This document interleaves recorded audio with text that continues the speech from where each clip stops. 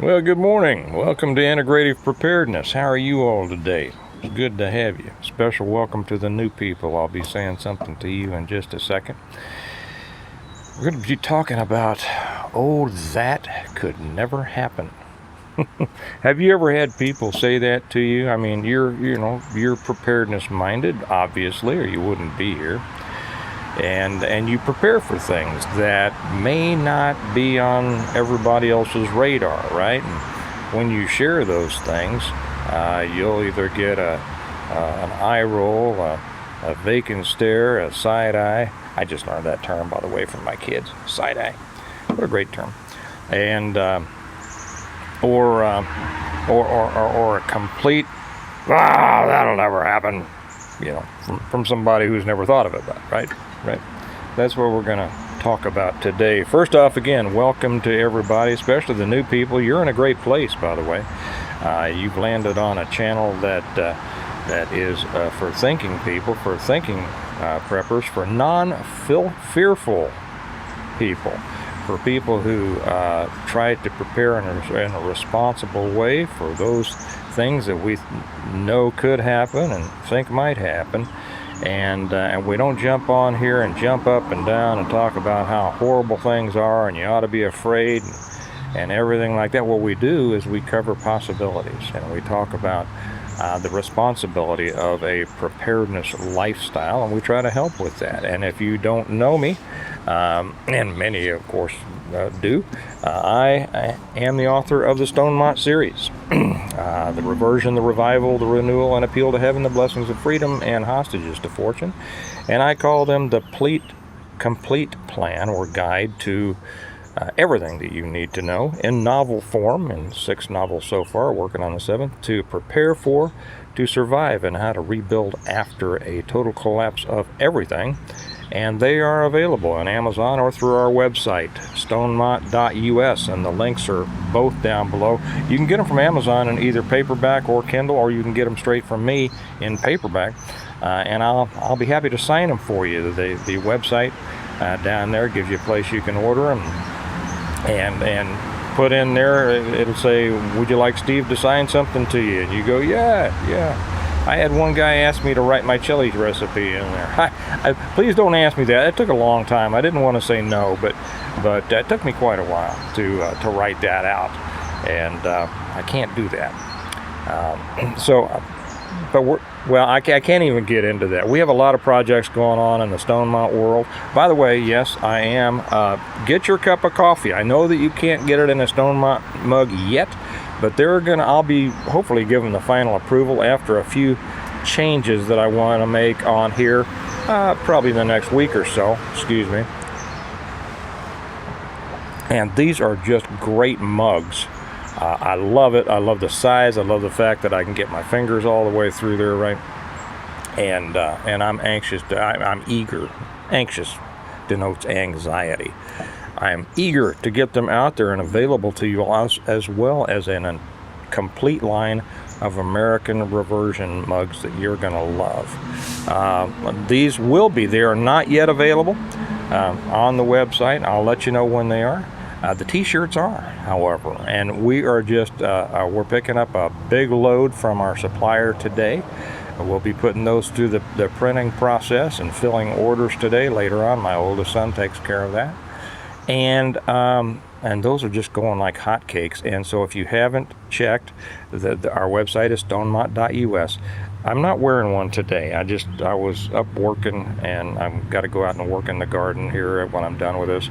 And I don't like to get the Stonemont t-shirts all dirty and sweaty. So I put an old Smith & Wesson t-shirt on there. But they are pretty, and he has put up new designs and new colors. Some new colors, so you'll want to check that out. So that also is on stonemont.us. I want to, before I get to the meat of the matter, and also for anybody new, we chat for a few minutes here. Before we get into the topic. And I want to say here, I have really gotten to enjoy this time with you all. I really have. Because it has become a community on YouTube, and even more so on Patreon, on the Patreon channel. I invite you over there if you're not with us on the Patreon channel. It's really a step up, and if you're not with us, please come. It's $1 a month. Please come, or there's a second level, a $5 a month level. Just go over and check and see which is right for you, what you want to do. But do come join us over there. There's a lot more. I put up, I think, 3 just within the last 2 days that isn't on YouTube, and one was about if you want to fight, and another one was I forget what they were, but they were all very good stuff that I don't want to put on YouTube. Today, when I'm done with this, I'm going to be putting one up about real fighting. People think they know what real fighting is, and if you haven't been in life and death physical hand-to-hand fights, you don't really know. But I want to share some of that because I think it's important. But I have come to really enjoy this time. When I started making videos, it was simply to answer questions that people had about my books or talk about my books, and I didn't enjoy it. I'll be honest, I did not enjoy it at all. I did it kind of a feeling of responsibility, and it took me a long time. I will say that it took me a couple years before I started to enjoy it. It was more like I had to go on and teach, right? And but I have really come to enjoy that, and that's because of you all. Because I know I'm talking to real people. All the comments that I get from you, all the emails that I get from you, all the messages that I get over on Patreon, I realize that this really has become a community. And so when I get up after I'm done with my first cup of coffee, and I'm checking messages and emails and things like that, and I get my second cup of coffee, I am very eager. I look forward to coming out here and sitting down and having a cup of coffee with you and talking with you. So one more sip, and then I'm going to get into this. Any of you who have read my books know that I prefer Folgers Instant. I'm not a fancy guy. So, you've had people, scoff at you. Scoff. When you say, this could happen. I remember back before I wrote my books, and it's what made me read my books, when I first heard of an EMP or a CME. And I thought, really? And yes, really, okay? But many people will just scoff. And when you share, things, ideas, they're not always well received, shall we say. That's part of the game, isn't it? It's part of the game. I put up one the other day. What was it? Attack from Within, in which I laid out a scenario of the takeover of a small American town by Chinese and cartel, and it would take me to fully explain everything behind it. I know it would take me 3 hours. Probably take me a book, which I'm thinking about writing, to explain all the different interconnected things that would go into an operation like that, and what our response would be. And I have given a great deal of thought about it. I can't get it into a 30-minute video. So a lot of people really enjoyed that, and got some great comments over it. And by the way, somebody asked me, he said, have you? He says it sounds like a book called Day of Wrath by, is it William Ford? I've never known how to pronounce his last name because I've never heard it said. Fortune or whatever it is. He wrote 1 second after. I read his book, wasn't a big fan, but he comes from an academic background. It's the book that everybody kind of thinks of when they think EMP. Now, those who have read both his and mine say mine are much better. I'm just passing that along. I'm not bragging on myself, but I come at it from a much different. I did read his book, didn't like it much because I didn't think he had a good grasp of interpersonal interplay during great catastrophe. You know, he probably doesn't have a background in it. I do. So there you go. But people said that the scenario that I laid out was very similar to his book,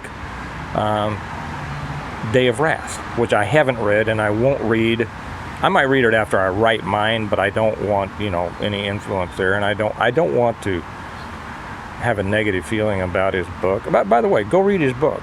You know, I'm not slamming the guy. I'm just saying that I didn't like his book, and that's one of the reasons that I wrote mine, because I thought there was a better way to understand the situation.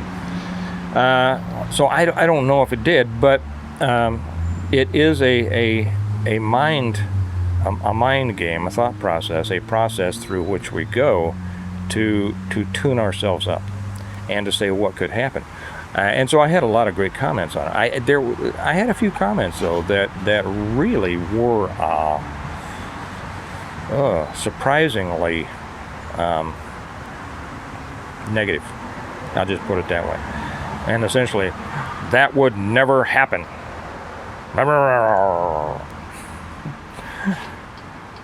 My grandmother went, as a young girl, very young girl, went from Clinton County, Missouri, which is northeast of Kansas City, Plattsburgh, Missouri,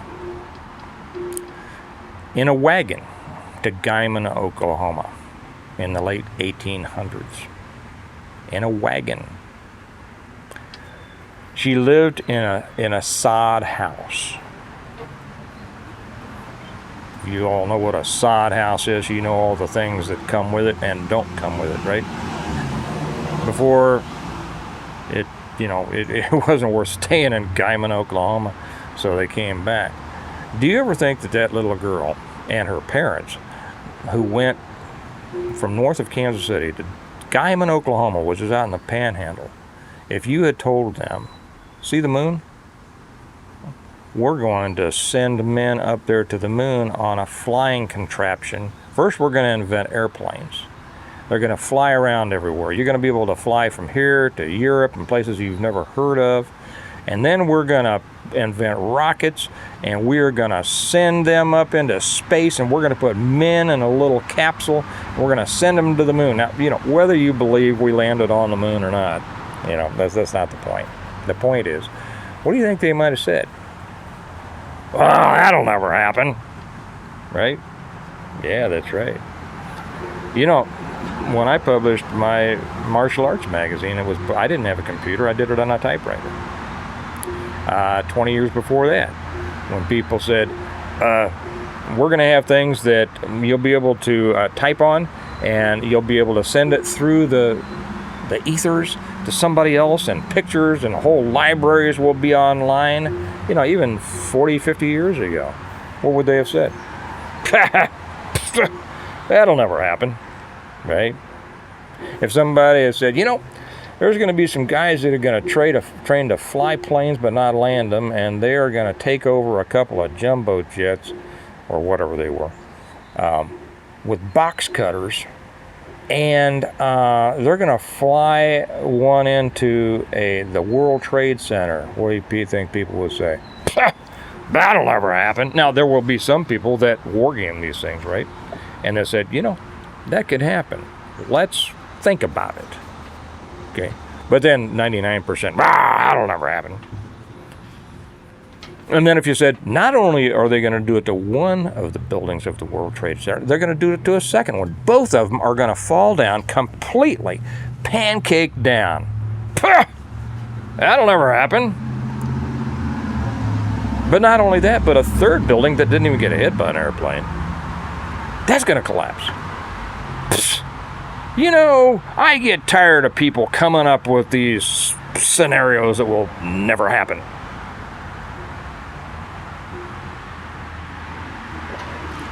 Thinking that something will never happen, or assuming that you know how everybody would react, is a dangerous exercise. It's a mark of someone who is not really projecting a preparedness mindset. You know, I remember when I was in operational units, and we would come back, and for the most part, they gave us a free hand. I mean, back in my day, you know, here's the objective. Whatever you do to do it, that's fine. Later on, they become very micromanaging nowadays. You know, in the last, I mean, I've been gone for a long time. You know, 35 years. So I'm going back to the good old days, right? When they said, okay, here's the objective, guys, go get her done, because they knew we knew how to do it, and they didn't, because they were office guys, right? They might have gone on all the training stuff, but they were office guys.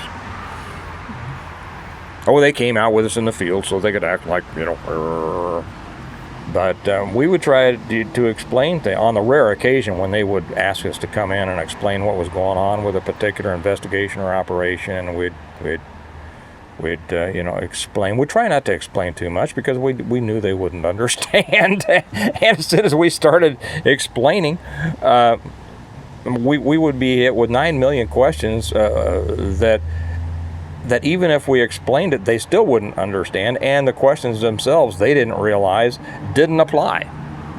But we would, you know, occasionally we had to, and we sat down, we'd go through these meetings, and they'd say, well, why, you know, what's going on here? And we'd try to explain, and I don't know how many times, you know, we would see the guys in the suits, you know, going, well, I don't understand why that would be. Well, I know you don't understand why that would be, because you operate in a different world, a different circles, okay? Why don't you listen to the people who operate in the world we're operating in? But it's difficult for them. What do you think about, you know, the things that could happen? Because the things that you think about are most likely are the things you're probably concentrating on, which is right. It's good. That's exactly what you should be doing. The most common, you know, most likely to occur event, negative event, catastrophe, whatever, it's what you should begin with. Loss of a job, inflation, which results in increased prices. And see right there, I put something down there that a lot of people don't understand. Inflation is not increased prices. Increased prices is the result of inflation, which is, inflation is a devaluation of the currency as a result of extra currency, fake currency being pumped into the system. A lot of people don't understand that, but I just shared something. That's the kind of stuff you get on the financial channel. And actually, I'm going to put some more stuff over there pretty soon for those who are interested. So you should prepare for the things that you feel are most likely, and the things that are most likely on a daily basis are, you know, your safety in a world of increasing crime, your financial stability in a world of an increasingly tenuous, you know, job situations, people losing their jobs all the time. We're gonna have a bad financial situation here coming, but that's not for this channel. The rise in prices at the store. These are the main things that everybody deals with now. But what about the big ones? The big ones we know, and this is why I wrote my books. There was the whole first book, The Reversion. How about an EMP? That's a real possibility. A real possibility. How about a cyber attack on the grid? That's a real possibility. Same thing would happen as in my book if the grid goes down. Whatever makes the grid go down, I don't care if it's a you know, an EMP, a CME, a cyber attack, a squirrel eating his way through a cable, doesn't matter. The grid goes down. You have no electricity. We live in a non-electrical world. Okay, that's a big problem. That's very possible. CME, which is, you know, as a result of a coronal mass ejection, the scientists tell us that it's assured. It is going to happen. If you don't prepare for that, you're really not preparing. Now, I know there are a lot of people out there who who have, you're limited in what you can prepare for. And you say, well, I can't do all that. I don't have all the money in the world. Another reason I might suggest you come to Patreon, because we have had several great stories on there that I read on yesterday's Patreon videos about people saying, I did this. Here's what I did, Steve. Here's what I did. And it can be done. You just have, first off, you have to accept that it can be done. You have to first accept that the scenario is possible. Okay. And if you don't accept that, you're not going to try to prepare for it. So you have to accept the scenario is a possibility. Now, if you accept that it's a possibility and you don't prepare for it, that's simply irresponsibility. Okay. I mean, you don't want to be prepared. That's up to you. But then you prepare for it.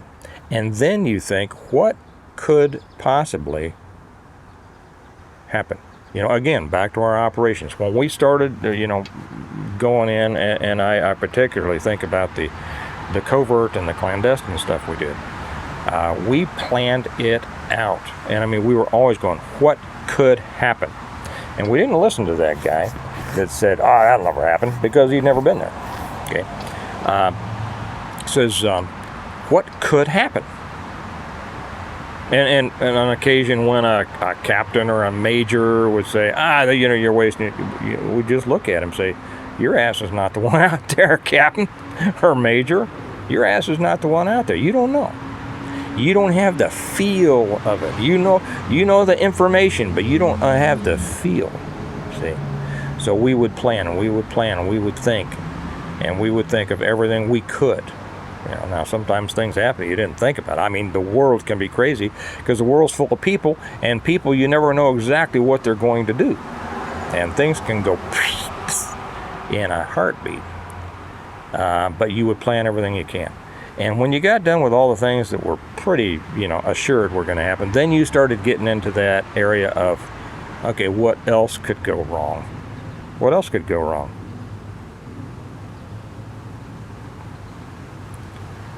Every time I get something like that, I think of a story that I think that I should tell on Patreon, but I haven't been able to make myself tell it yet. So I don't know whether I would. Just take my word. The craziest things can happen. Okay, but in order to be fully prepared for that, you have to mind game it out as far as you can. And this is where those things like that, the Red Dawn. I think I jumped onto that subject because I had watched Red Dawn finally. I was the only one that never watched Red Dawn in the world, besides my wife. And I said, well, okay, here, I wouldn't do it that way, so here's how I would do it. Okay. And from that, I think you get a lot of process. You get a lot of thought process that you can use, first off, for your own information. Secondly, in order to, and if you want to know how to defend against something or defend something, first think how you would attack it. Then you can think how to defend it. And you got to think way down the road.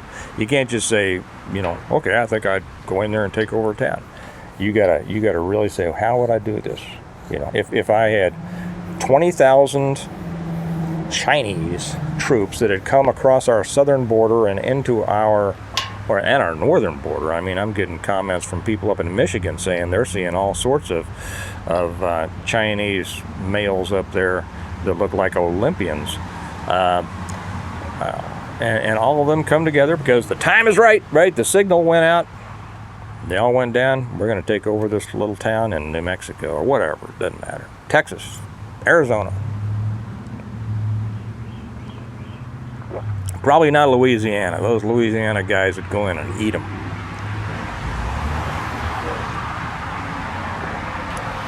And so when you think about, okay, that, you start going off on every little path that might converge on it and from which might diverge from it. It gets to be very complicated. Okay? Far more than I can do in 30 minutes, and certainly more than somebody could go, that's not going to happen.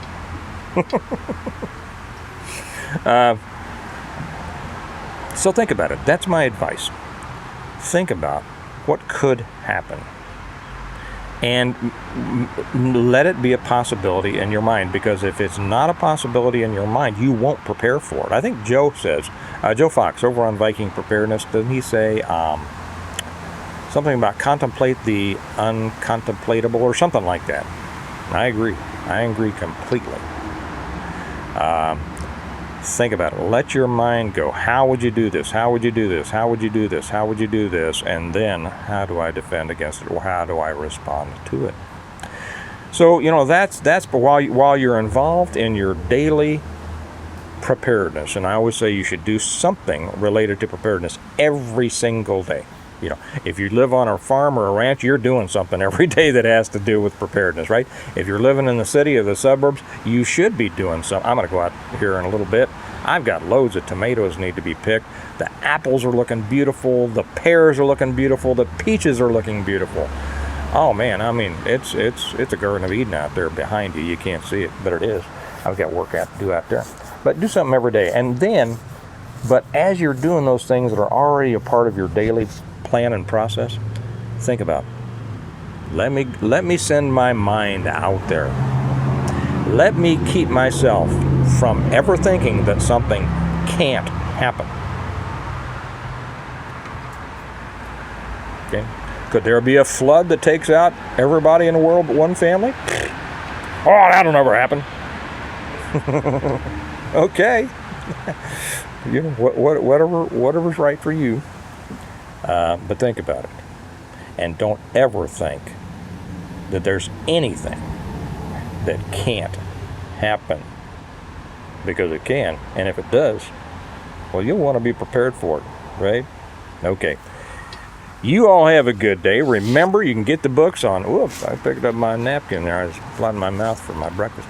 My books on Amazon, paperback or Kindle, and you can get them also directly from me. And I love when you do it that way, because I get to sign your books, and I love my relationship with my readers, just like with my viewers, through our website, stonemont.us.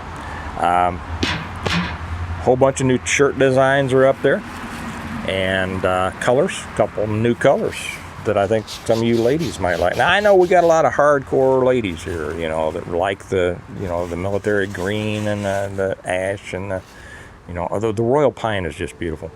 And but there's other colors, softer colors that even some guys I'm going to get a couple of those soft. There's one that looks like a steel blue. I kind of like that. But anyway, you can find those on the website. Get yourself a couple, buy a couple for gifts. You'll love them.